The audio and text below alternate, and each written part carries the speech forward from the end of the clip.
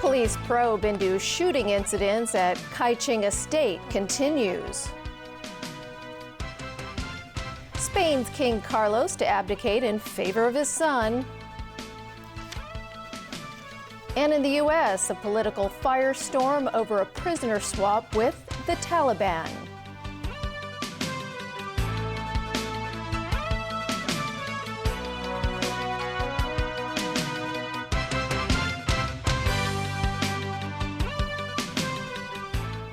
Good evening. Spain's King Juan Carlos is stepping down after nearly 40 years on the throne, paving the way for his son to take over as head of the state.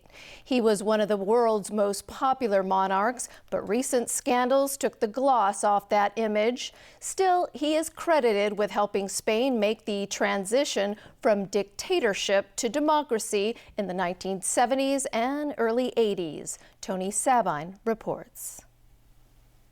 It's the end of an era for Spain, which announced today that King Juan Carlos was abdicating. It was left to Spanish Prime Minister Mariano Rajoy to break the news in a national broadcast.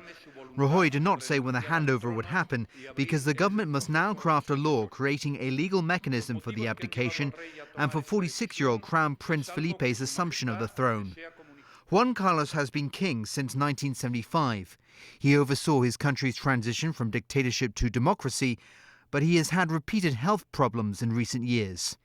His popularity also dipped following a series of royal scandals, including an elephant shooting trip he took during Spain's financial crisis.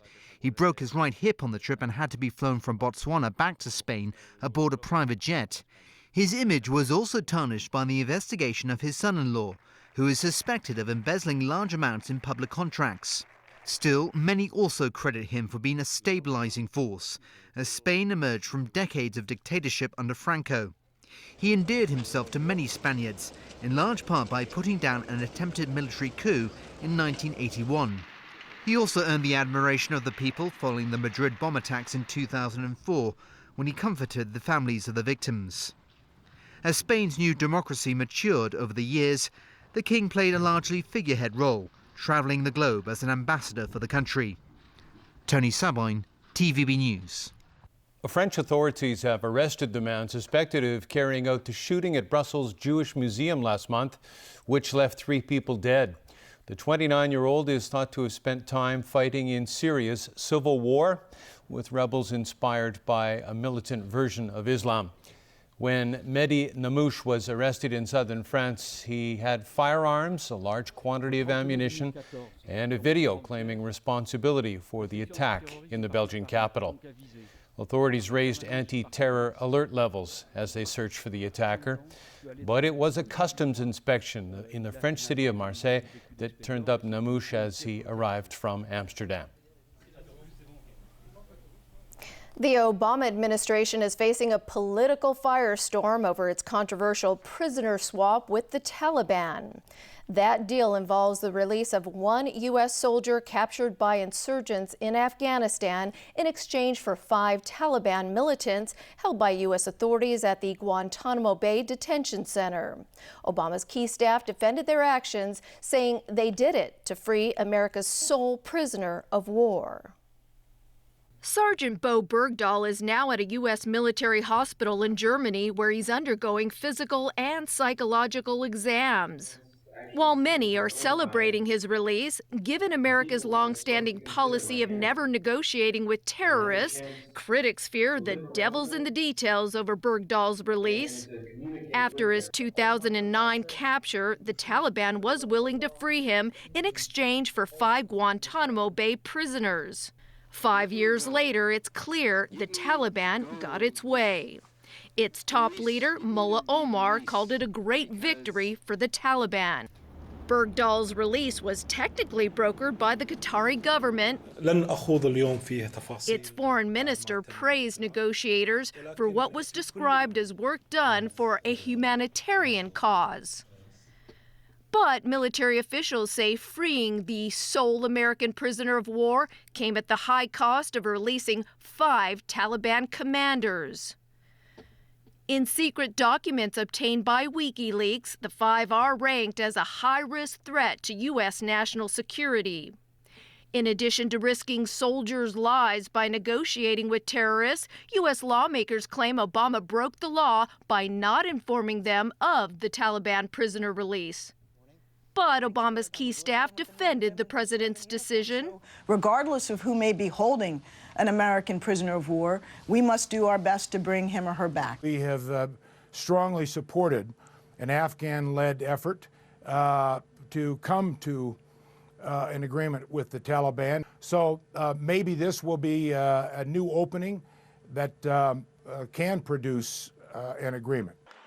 From Idaho, Bergdahl's parents passed personal messages to their son. We continue in our minute-by-minute prayers for you as you go through this healing process, and we praise God for your freedom. To deal with his son's Taliban captivity, Bob Bergdahl immersed himself in the Taliban culture by growing a beard and learning the Pashto language. It remains a mystery why Sergeant Bergdahl wandered off his secure military outpost in Afghanistan 5 years ago. Perhaps his motive was explained in this father-to-son message. I'm proud of how much you wanted to help the Afghan people and what you were willing to do to go to that length. Firecrackers, street dancing, and a parade have marked the creation of India's newest state of Telangana. Indian lawmakers passed a bill early this year to carve the country's 29th state out of the southern states of Andhra Pradesh, despite strong resistance in Parliament. Supporters say the economic development of the landlocked Telangana region has been neglected in favor of the richer coastal areas of Andhra Pradesh. Hyderabad will remain the common capital of the two states for 10 years, after which Andhra Pradesh will develop a new capital city. Telangana will have a population of around 35 million across 10 districts. Police investigations continue tonight following the murder and suicide at Kai Ching Estate in Kai Tak. Neighbors of the alleged gunman say they're satisfied with the police's swift action. But lawmaker and former Secretary for Security Regina Ip said more police guidelines should have been issued to the media while the police was carrying out its operation. Stephanie Choi reports. Chalk marks remain at the 21st floor lift lobby in Lokching House, where it's believed 43-year-old air conditioning mechanic Liu Kai-chung was shot and killed last Saturday evening. This afternoon, his family members arrived at the public housing block with paper offerings.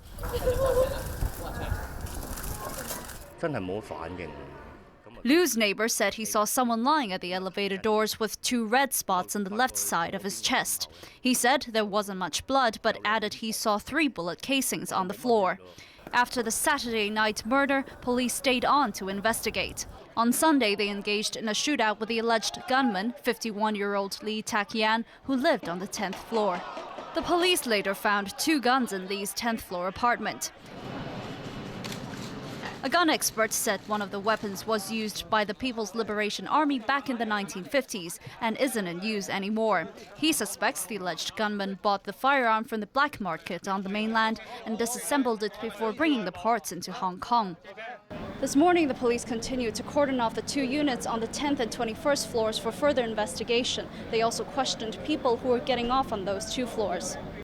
10th floor residents said they received calls from the police on Sunday telling them to stay in their flats. They praised the police for their swift action. But lawmaker Regina Ip, who used to be the security secretary, said the police should have issued guidelines for the media. She explained the media's live broadcast of Sunday's shootout was reminiscent of the Manila bus hostage tragedy, during which a local live broadcast was blamed for the botched rescue operation. If the suspect could find out what the police were doing from TV broadcasts, the situation could become very dangerous. In 2011, Lee Tak-yan, the murder suspect in the Kai Ching Estate shootout, lived alone at the temporary housing estate in Yuen Long. The following year, he wounded a man with a knife over a noise problem. A psychological assessment revealed Lee was lonely and could not handle stress well. He was jailed for a year. A resident living at the same temporary housing estate said Lee kept to himself and seldom greeted neighbors. After getting out of prison, he stayed at Kai Ching Estate until he killed himself on Sunday. Secretary for Labour and Welfare Matthew Chung said the government will be providing counselling services to residents of Kai Ching Estate. Stephanie Choi, TVB News. Still to come in our news tonight, cigarettes being sold at unusually low prices by some vendors. Dragon boat races in different parts of Hong Kong. And Qatar faces fresh scrutiny over World Cup bid allegations. If you think 622 horsepower sounds awesome, this is a serious car. I bet it doesn't know a single joke. Imagine what 739 horsepower would sound like. It is as quiet as a library for church mice. Tonight, Top Gear at 9:35 on Pearl. I'm really excited. I can see that. I could tell that you didn't really remember Jennifer. When I told her I was going to be working at 51, she warned me about you. Unbelievable! A baby isn't an afterthought, Kelly. I know that. Do you? Wednesday, Chicago Fire at 10:40 on Pearl. Listen to this. Dyson Cool fans house a Helmholtz cavity, which captures noise from the motor. And with air multiplier technology, they still project powerful airflow, but they're up to 75% quieter than before.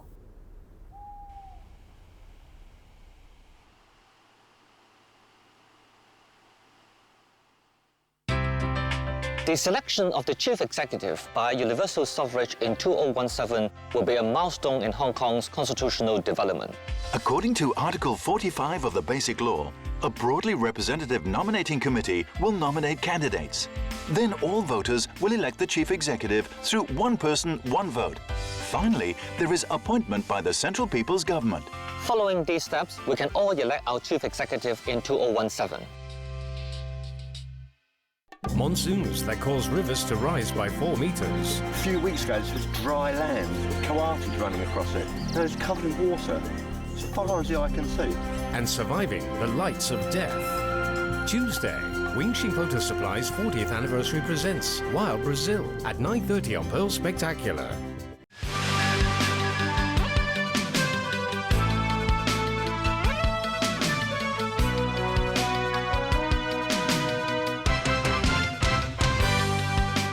We are back with more local news. Although the tobacco duty now stands at $38 per pack of cigarettes, sales strategies by manufacturers are allowing vendors to sell cigarettes below average market prices and still make a profit. Our Joao da Silva explains how.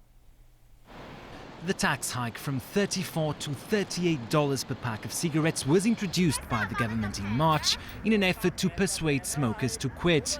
But some tobacco suppliers have found a way to circumvent this. Indeed, we found a number of street vendors in Hong Kong who are selling strangely cheap cigarettes. This one told TVB that he doesn't know the country of origin of these unusually cheap cigarettes, which he is selling for a mere $38 a pack. When asked how he was able to sell them for such a low price, he said it's because he got a good deal from the supplier. He added that many people have been buying them since he started selling them 2 to 3 months ago. TVB found 2 other stalls nearby where vendors were selling the same cigarettes for equally low prices. One claimed the cigarettes were imported from the US. Since the tobacco duty last went up in March, the average over-the-counter price for a pack of cigarettes is $55. The vendors pocket around $3 per pack, but their profit margin increases with these extremely cheap cigarettes. TVB found out the reason why they are being sold so cheap. It's because when vendors purchase a $420 carton containing 10 packs, the supplier is throwing in 3 packs of cigarettes for free. That means the vendor is in fact paying $32 per pack instead of the $42 he would pay without this promotion. In the end, if vendors sell these cigarettes for $40